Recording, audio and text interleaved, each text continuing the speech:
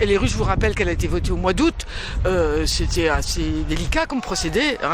Le décret sur les enseignements chercheurs, il est passé pendant les vacances de Pâques. Celui sur la masterisation, il va passer au mois de juillet. C'est extrêmement élégant comme façon de faire. Il n'y a rien eu de négocié, donc il n'y a aucune raison qu'on s'arrête. Mais c'est pas en passant en force sur des choses qui vont entrer dans une politique libérale de déstructuration de l'université telle qu'on la conçoit, qui va faire marcher les choses. C'est vraiment écouter pour pouvoir rebondir sur tout ce qui a été écrit, ce qui est travaillé. Et les gens en commission depuis des mois ont travaillé, et ne pas refaire comme ça s'est passé quand il y a eu les états généraux pour la recherche en 2004 avec un énorme enthousiasme. Les gens ont vraiment travaillé, des commissions inter-établissements, inter-organismes, ont vraiment essayé de faire la chose pour aboutir aux états généraux. Et à la fin, tout ceci a été transformé, mis de côté, et ce qui en sort n'est pas du tout ce que les gens avaient essayé de réfléchir. Bonjour, my name is Evan Platt and I'm from America, New York City. In the United States, we don't have government-funded schools. We have a mixture. Well, I guess so. We have government-funded schools and we have private schools.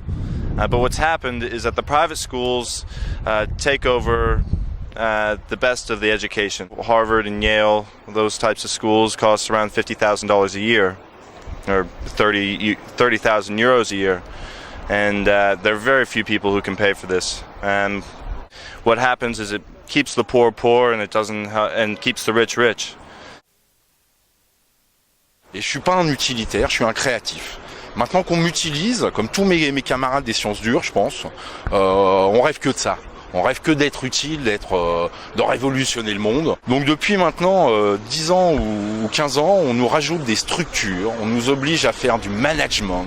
On nous oblige à faire de la micro-informatique secrétariale, on nous oblige à faire de la com, on nous oblige à faire des tas de choses, alors que très souvent, tout ce qu'on demande à faire, c'est à être à notre paillasse et à gratter, point barre. Et il y a une entreprise de destruction de la recherche qui, depuis 20 ans, consiste à empêcher les chercheurs de chercher. Et il y a un N+1 qui nous dit ce qu'on va trouver et il faudrait qu'on le dise à un N-1 de trouver ce que le N+1 nous a dit de trouver. La recherche, la création, ça marche pas comme ça. C'est un acte individuel. Donc, beaucoup de chercheurs ne demandent pas plus d'argent alors qu'on est sous-payé par rapport au reste. Parce qu'on a une chose que le monde entier nous enviait. Le monde entier, c'est notre liberté. Et là, on est en train d'enlever la liberté de la recherche française. Qui est le plus obstiné ? Le gouvernement a fait passer une loi en force alors qu'une grande partie de l'université est contre cette loi.